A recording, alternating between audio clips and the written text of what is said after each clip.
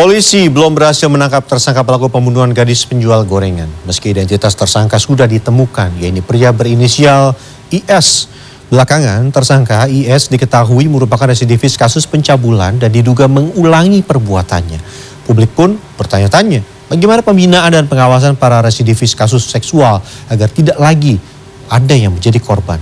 Berikut kita simak laporan khas redaksi.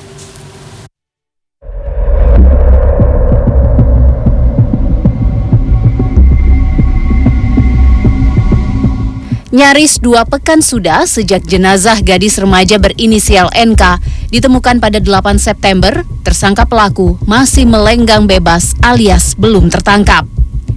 Polisi menyebut IS adalah pria berusia 26 tahun, merupakan warga sekitar yakni warga Kampung Korong Pasa Surau, Juha Gugak, Kecamatan 2x11 Kayu Tanam.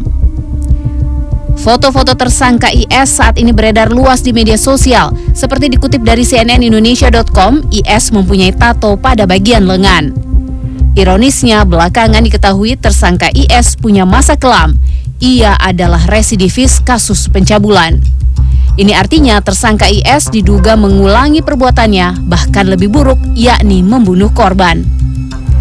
Belum tertangkapnya sosok IS yang kejam karena diduga mencabuli dan membunuh gadis penjual gorengan tentu membuat warga sekitar takut. Pokoknya penuh kecemasan lah, ketakutan gitu.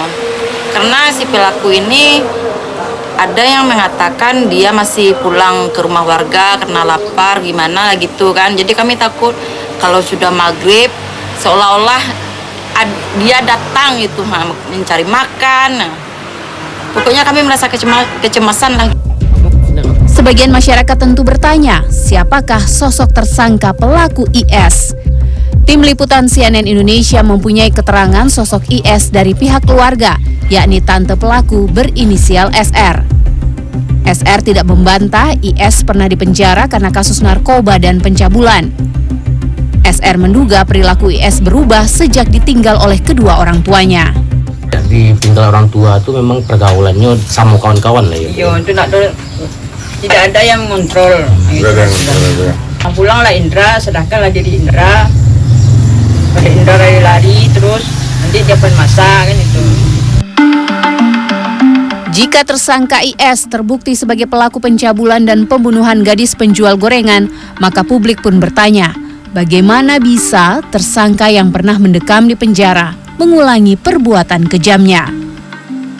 Ahli psikologi forensik Reza Indragiri Amril dalam rilis tertulis menyebut ada kelemahan dalam pembinaan para narapidana dan juga lemahnya pengawasan terhadap eks-narapidana yang berbahaya.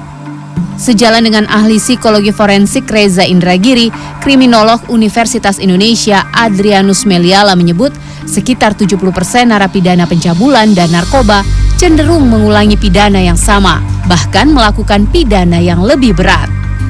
Dan ini memang hal yang bisa diterima.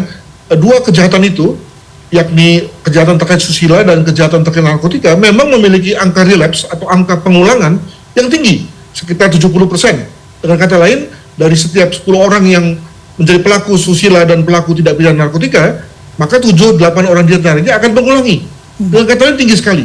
Apalagi dalam hal ini 2 hal itu terjadi pada yang bersangkutan, pada orang yang bersama, yakni pada diri IS ini. Dengan kata lain pula maka yang bersangkutan memang tidak boleh dipandang enteng ya dari sisi kemungkinan relapse.